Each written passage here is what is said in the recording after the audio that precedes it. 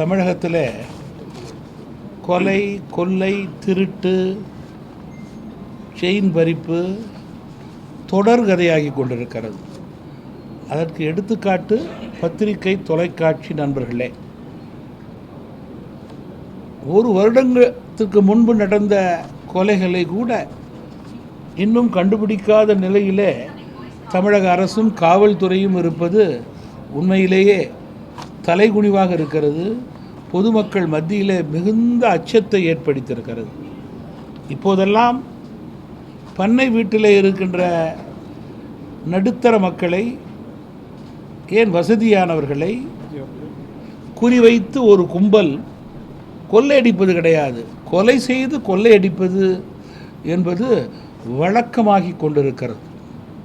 இதை விட ஒரு ஆபத்தான நிலை சுதந்திர இந்தியாவில் வேறு எந்த மாநிலத்திலும் இருக்காது என்பது என்னுடைய கருத்து. காரணம், தொடர்ந்து பல வருடங்களாகவே இது போன்ற சம்பவங்கள் நடந்து கொண்டே இருக்கிறது.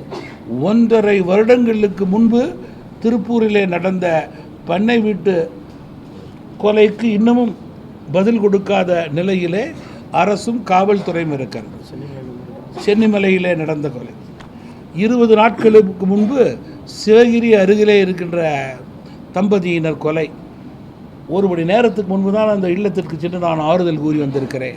இன்று வரை, இந்த நிமிடம் வரை ஒரு துளி கூட காவல்துறையால் ஆதாரத்தை கொண்டு வர முடியவில்லை என்பது மிகப்பெரிய அச்சத்தை கிராம மக்களிடையே, குறிப்பாக பண்ணை வீடுகளிலே இருக்கின்ற மக்களிடையே ஏற்படுத்தி இருக்கிறது.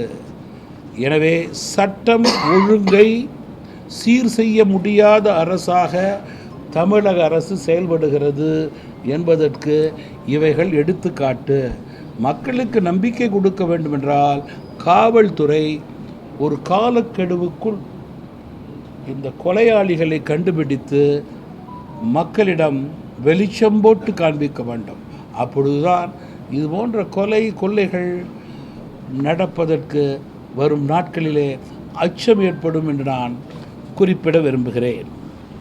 பிளே ஸ்டோர் மற்றும் ஆப் ஸ்டோரில் இருந்து பாலிமர் செயலியை QR கோடு மூலம் பதிவிறக்கம் செய்யுங்கள்.